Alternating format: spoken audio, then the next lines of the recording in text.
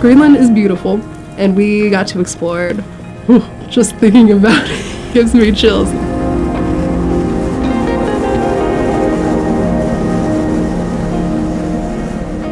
My name is Molly Adshead. My name is Colby Rand. I'm a lab technician. And I'm a master's student. We just recently got back from a 2-week trip to the Greenland ice sheet where we were taking ice samples, also flying a drone over the ice sheet.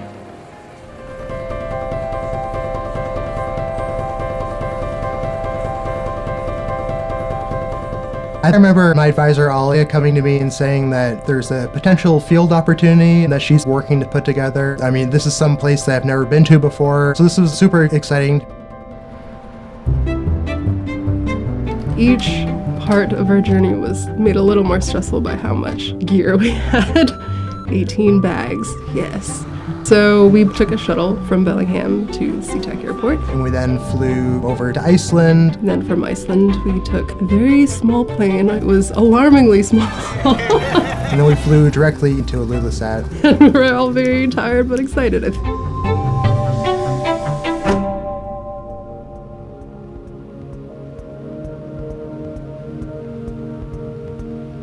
There are 2 ice sheets on Earth, one in Greenland and one in Antarctica. Greenland is different from Antarctica since it's more connected to the atmospheric processes that are occurring. And so a lot of wildfires in Canada, a lot of that ash and soot gets transferred through the atmosphere. Kind of brings it into the air through the smoke, comes in aerosol, and it gets deposited in places like the Greenland ice sheet. It causes a lot of darkening, which furthers the melt. And so if you consider if you're wearing a black t-shirt on a warm sunny day, you're going to feel a lot warmer than if you're wearing a white t-shirt on that same day. The dark zone is all bare ice, but it's all covered in cryoconite, which is a dark substance that occurs on the surface. Which is like a mix of the sediment and other microorganisms, black carbon too. And that's primarily what we're interested in studying.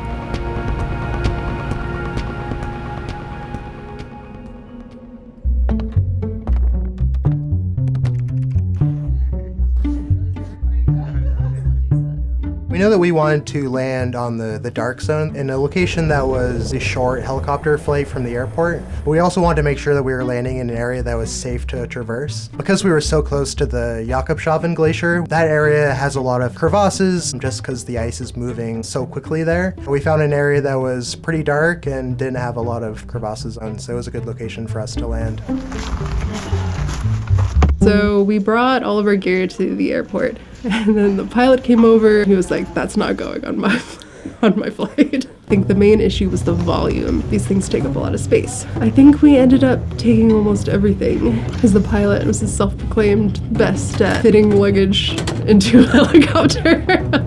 He wasn't just talking, he was actually good at it.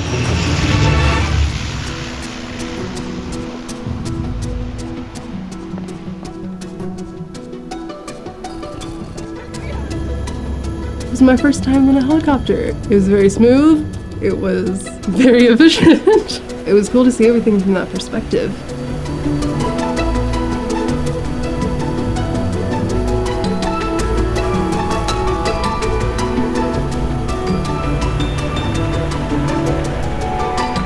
Seeing all of those different superglacial lakes and streams, and then eventually it all gets funneled into holes on the ice sheet, which are called moulins, and those can sometimes go miles deep all the way to the bed of the ice sheet. Which luckily did not see from up close.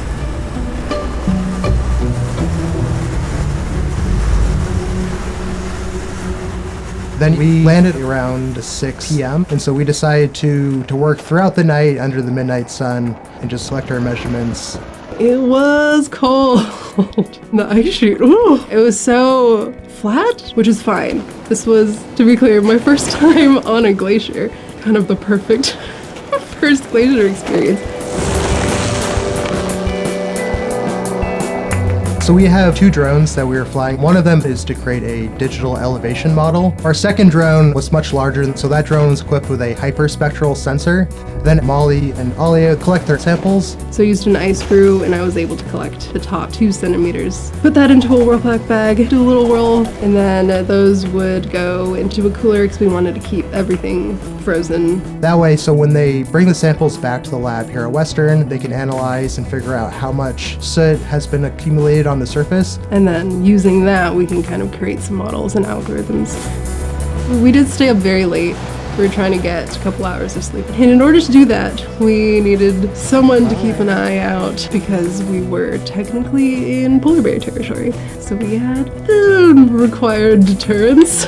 We decided to purchase a rifle in the off chance that a polar bear does venture out there. Luckily, we didn't actually come across a polar bear.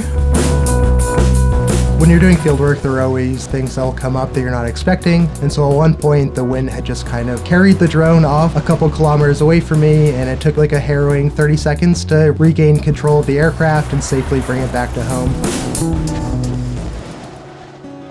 So we're still in the process of processing, but as far as we can tell, we got a lot of like really good imagery of the ice sheet. It's also very high resolution, and so you can really like zoom in, and it's all really interesting to look through.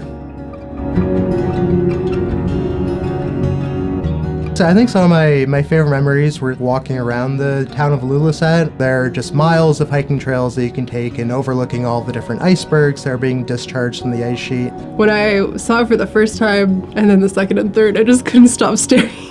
And it's like, oh my god. It almost seemed alive. There are also a lot of sled dogs. All the puppies were just roaming free.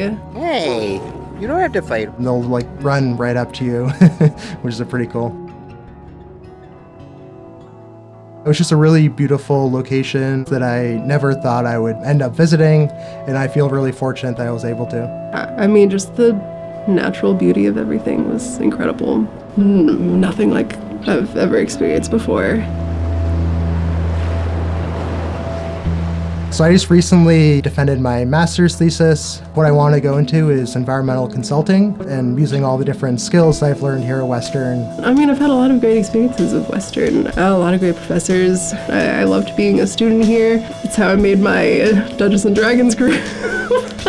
And then, yeah, being able to travel to these amazing places that such a small percentage of the whole population has been to. It's been, I mean, that's amazing. Now who knows what's next?